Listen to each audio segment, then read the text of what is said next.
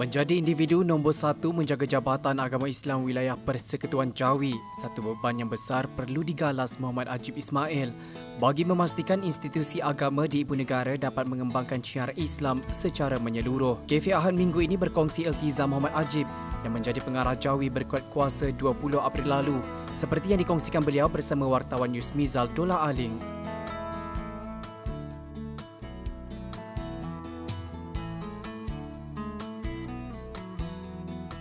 Saya juga berterima kasih kepada pimpinan JAKIM kerana memilih saya untuk menerajui Jawi. Dan apabila saya melihat Jawi ini,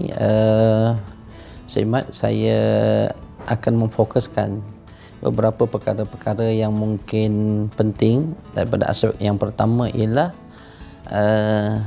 pengukuhan ataupun pemerkasaan daripada sudut pentadbiran. Itu yang pertama.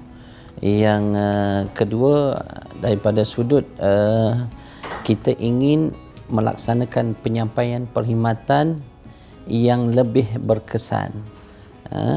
Dan yang ketiga, maknanya saya berhasrat untuk melihat semula mungkin apa-apa juga garis panduan ataupun peraturan-peraturan ataupun gerak kerja yang boleh diperbaiki agar penyampaian perkhidmatan itu sendiri dapat dilaksanakan dengan cepat, sempurna dan juga baik. Sebab prinsip saya dalam bekerja sekarang ialah dalam konteks penyampaian perkhidmatan ialah kalau boleh kepantasan. Tapi dalam konteks yang sama juga, kepantasan ini perlu cakna kepada undang-undang dan juga peraturan.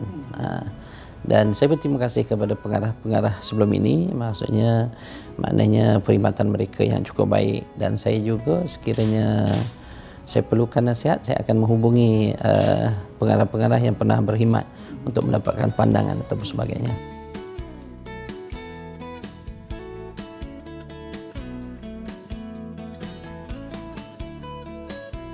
Sebenarnya di Jawi ini ada satu bahagian, iaitu bahagian penguatkuasaan.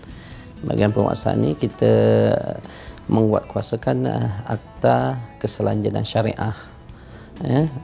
Dan juga di situ ada juga akta prosedur jenayah syariah, dan ada juga bila sebut tentang akta ni ada satu lagi, iaitu akta undang-undang keluarga 1984. Tapi bila saudara Jan menyebut tentang beberapa perkara yang berkait dengan akta keselanjutan syariah ni, sebenarnya penekanan saya tidak menjadikan hukuman sebagai salah satu daripada perkara yang pertama. Ini kalau boleh ialah yang terakhir setelah kita memberikan penerangan kepada masyarakat tentang kesalahan-kesalahan di bawah akta keselanjutan syariah. Yang kedua, saya juga memberi pendedahan kepada pegawai-pegawai saya tentang akta keselanjutan syariah itu sendiri, dengan kita memanggil sahabat-sahabat kita daripada Jabatan Kehakiman Syariah Malaysia, daripada rakan-rakan kita yang boleh membantu menerangkan akta ni macam mana nak dilaksana, akta ni apa kekuatan dia, akta ni bagaimana kita nak gunakan dalam menangani isu-isu itu sendiri. Dan yang ketiga ialah kita sebenarnya dengan kerjasama JAKIM lah menyantuni golongan-golongan yang disebut oleh Saudara Jan tadi, kerana ialah golongan-golongan ini perlu disantuni agar mereka faham bahawa sepatutnya orang Islam kena begini. Dan yang keempat, saya sebut tadi, di hujungnya kalau mereka masih lagi mungkin mengulangi, kita akan menggunakan section yang ada lah. Jadi aspek-aspek pendidikan tidak ditinggalkan dalam konteks itu. Sebab itulah fokus kita ni, sebagaimana yang kita selalu dengar, man ra'a minkum munkaran falyughayyiru biyadihi fa in lam yastati' fa bilisanihi fa in lam yastati' fa biqalbihi wa zalika adhaful iman. Siapa yang melihat kemungkaran, hendaklah dia mengubah dengan tangan dia.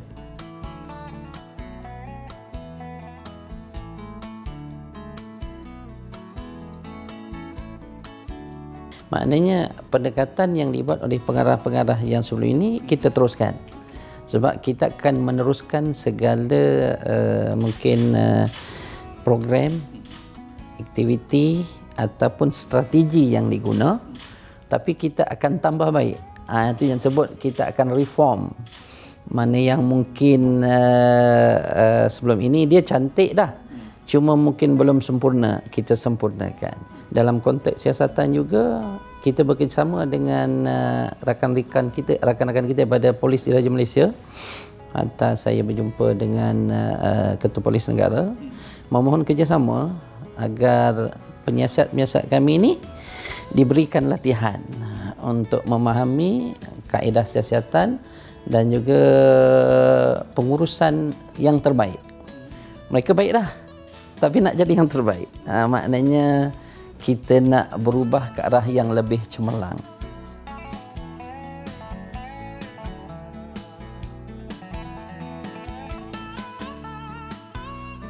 Saya melangkah ke satu paradigma yang kita kata taklah baru, tetapi keterbukaan. Keterbukaan. Sebab itulah saya bersedia menerima apa juga pandangan. Maksudnya bersedia menerima kunjungan-kunjungan. Kita mempunyai 84 buah masjid, lepas tu 110 surau Jumaat dan 515 surau biasa. Bermaksud setiap masjid dan surau Jumaat ni mempunyai paling kurang satu jawatankuasa tu ada lebih kurang 11 orang sebagai contoh. Jadi mungkin mereka ni ada pandangan dan juga idea-idea, kita terima. Okey, itu yang pertama. Yang kedua, saya telah memberikan pendedahan kepada pegawai pekanan saya dan juga pegawai saya. Saya rasa minggu kedua bila saya masuk, kita buat perhimpunan bulanan. Kita cuba buat satu bentuk, kita search and serve. Maknanya kita cari dan kita berikan perkhidmatan. Masjid juga saya memberikan satu bukanlah mungkin ada yang dah mengeluarkan idea tu, tetapi pada saya maklum pada mereka, idea saya adalah sebelum ini masjid menyediakan satu sudut mungkin food for needy, makanan untuk orang yang memerlukan. Di situlah dengan pelbagai jenama. Ada nama gerobok, gerobok untuk orang yang susah, ada food for needy, ada makna makanan untuk keperluan. Tapi kalau boleh dia dijenamakan. Biar semua masjid ni mungkin ada jenama yang sama, dan apa langkah ataupun reform yang kita nak buat, kita minta masjid ni keluar pula memilih mana-mana restoran yang ada di bawah karya mereka ni, kita bagi duit pada restoran tu sebagai contoh. Dan mungkin katalah seminggu letak pada restoran tu mungkin 300. Kalau masjid besar mungkin 500. Kalau masjid besar 500 kali 4 minggu satu restoran lebih kurang 2,000. Tapi kalau kutipan 25,000 seminggu sebagai contoh, maknanya tak ada masalah kan. Jadi beri amanah kepada tokoh restoran tu, mana-mana pelanggan dia yang dia lihat, oh pelanggan ni memang orang yang miskin, tergolong ke asnaf dan tak mampu bayar, tetapi dia teringin nak makan roti canai, teringin nak makan nasi lemak, teringin nak makan nasi biryani, bagi tahu pada pelanggan tu, Pak Cik, hari ini Pak Cik tak boleh bayar. Masjid sekian-sekian menyumbangkan bayaran makanan Pak Cik atau Mak Cik. Ini satu pendekatan yang saya rasa baru dan saya rasa saya dah berbincang dengan mereka. Dan insya-Allah minggu depan satu lagi pembaharuan yang dibuat, saya akan berjumpa dengan semua pengurusi masjid seluruh wilayah dalam bentuk muzakarah dan juga persidangan. Kita nak memberikan input dan kita nak input juga daripada mereka, lepas tu kita gaulkan mana yang terbaik.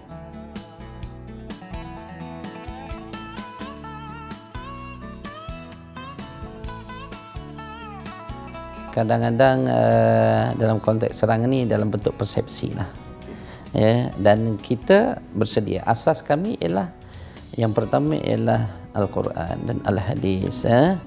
serta ijma' dan juga qiyas. Yang kedua ialah akta. Maknanya kami ni melaksanakan kerja bersandarkan kepada Akta 505 dan juga akta-akta yang berkait dengan jawi. Sebagai contoh, Akta Undang-Undang Keluarga, lepas tu Akta Kesalanjanan Syariah dan juga akta-akta yang lain. Dan alhamdulillah setakat ni kita boleh menempati semua isu dengan baik dan kita akan menyantuni pihak-pihak yang kita rasakan kalau persepsi dia mungkin buruk tentang institusi agama, kita akan mendekati mereka apa sebenarnya yang boleh kita bantu. Kadang-kadang mereka ni tidak faham ya tentang keperluan kepada orang Islam ini perlu beragama. Ya, kalau kita tidak beragama, pastinya kita akan hilang kepercayaan dan keyakinan kepada Allah Subhanahu Wa Taala dan dia akan menghakis ketakwaan. Maksudnya bila unsur takwa ni tidak ada pada orang Islam, dia akan berani untuk memperkatakan apa saja tetapi based on akal ya. Sebab itulah kami bersedia dan semua pegawai kanan kita juga kita beri latihan untuk mendepani apa jua isu, dan kalau isu tu di peringkat nasional kita akan rujuk kepada JAKIM. Kalau isu tu di peringkat negeri, kita akan atasi menggunakan pentadbiran dan juga undang-undang serta penyampaian perkhidmatan yang kita ada.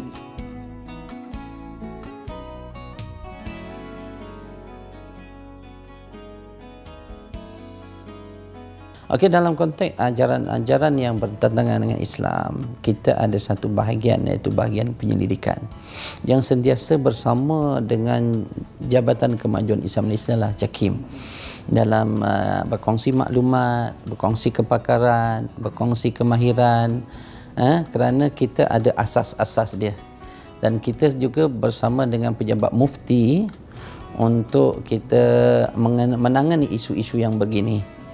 Dan kita juga akan mendapat laporan, mungkin laporan kepada bahagian penguasaan, dan setelah itu pelbagai pihak ini kita akan bersama menangani isu yang begitu, dan kita akan maklumkan kepada JAKIM untuk mendapatkan pandangan seterusnya. Tapi insya-Allah lah kita berterima kasih duduk di wilayah ni kerana kita mempunyai seorang mufti yang proaktif dan juga cepat memberikan ulasan kepada isu-isu, dan ini menjadikan masyarakat dan kami juga selesa di mana suatu isu itu cepat disantuni oleh pihak kerajaan dan cepat disantuni oleh jabatan-jabatan, dan kita rasakan kami juga proaktif agar penyampaian perkhidmatan kita dapat disampaikan dengan cara yang terbaik dan isu-isu sebegitu tadi dapat diselesaikan secara berhikmah.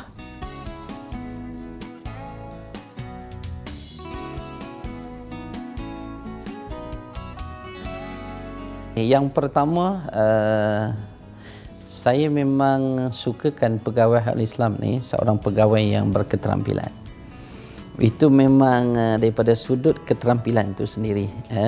Mana pegawai Islam ni seharusnya kena berdiri sama tinggi dengan penjawat-penjawat awam yang lain. Jadi saya mengambil kira tentang keterampilan. Itu memang niat saya. Maknanya kalau dia pergi masjid, beginilah caranya. Kalau dia menghadiri persidangan antarabangsa, beginilah cara dia. Kalau dia berada dalam seminar atau persidangan biasa, beginilah caranya. Maknanya kalau dia duduk dalam konteks penyelidikan, mungkin orang tu beginilah caranya.